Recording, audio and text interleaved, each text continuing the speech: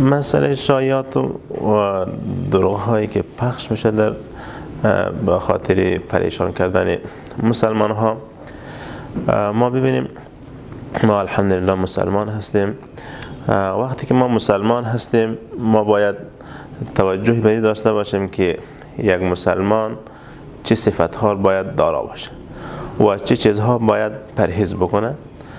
الله می فرماید که صفت مسلمان میگه والذین هم عن اللغو معرضون.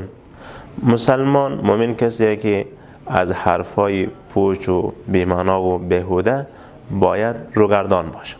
پرهیز بکنه. حرفایی که کدام فایده به دنیای ما مرتب نمیشه به وضوع و حرفایی که به آخرت ما کدام ثوابی مرتب نمیکنه، از اونها ما باید پرهیز بکنیم. این صفت مسلمان هست. شایعات و اکاذیب در لابلای مصائب خدمت شما عرض کردم که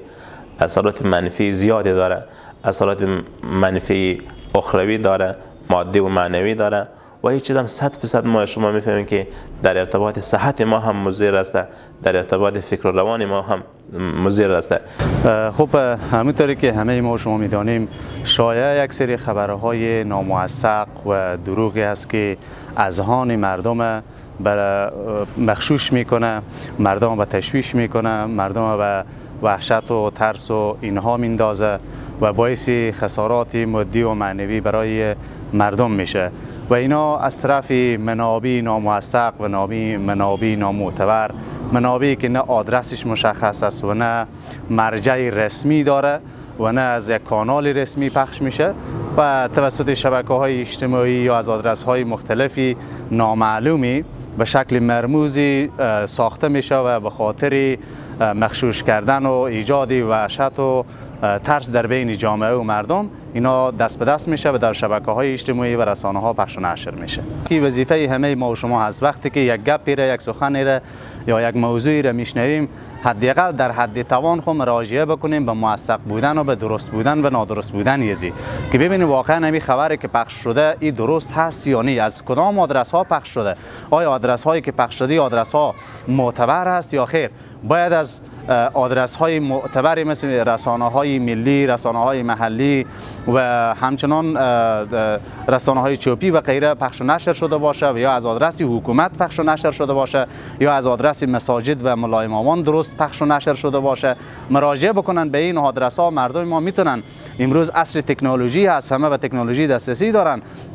مراجعه بکنن به حکومت، مراجعه کنن به ملای اماما، مراجعه کنن به رسانه ها، مراجعه بکنن به رسانه های مختلفی که اونا دسترسی دارن، چی در سطح ملی و چی در سطح محلی و بین المللی. دا شایعه چې د شیخ د خبرو نه دی الف الغناغ شایعه د خبرو درواغ خلک خبرې کې چې مثلا فلان کې ځای ته د خبرې سوی د رود په وبر اغلی که څنګه دی دا ټول خلک ته د بل ته وایي دا شکار نه دی. الف الغناغ خلک په تشویش کې په نگهبانی دغه کې مکه شکار نه دی. دا خلک بعد اول مثلا دغه فیسبوکونه سم وګوري یا نو د رادیو تلویزیون دا ټول خبرګان ته وګوري چې دا خبر رښتیا ده یا درواغ، نو یا کمیسیون دولت دا ټول ته مثلا نمایندگی وکړي بعد باور وکړي. متاسفانه در چند روز گذشته که به هرات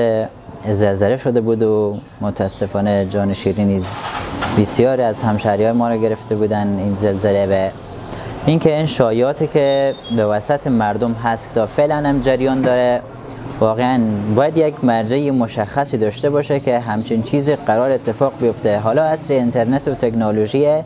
که میشه پیش بینی کرد که همچین چیز اتفاق میفته، ولی متاسفانه در اینجا قسمی است که هر کس دوست داره همون چیزی که به فکر خودی و میرسه همون به مردم پخش میکنه و مردم توهم زده و در حالت هیجان، در حالت فرار متاسفانه. و ما از جوانان و کسانی که در راستا کار میکنن خواهشاً میخوایم که اینا دست بردارن از این کارا و بگذارن به عهده کسانی که در رسانه ها، در تلویزیون ها اینا کار میکنن، از مرجع مشخص دارن، از اونجا ما بشنویم و حرف اونا رو قابل قبول خود بگردانیم. شایع خبرهای دروغی است که از طرف بعض مردم به فیسبوک ها اینا بالا میکنه و هیچ منبع موثق ندارن. مثال میتن که از یک منطقه سیلاب شده یا طوفان میشه با وجودی که هیچ خبر ندارن. با فیسبوک خوش اینا آمدن نوشته من با مردم بدون ازی که بار اصل منبر پیدا کنه و به اونا گوش میتن، از استرس به اونا پیدا میشه و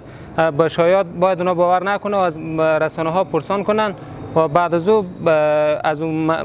محل منطقه پرسان کنه از مردم و بعد از او عمل نمایند.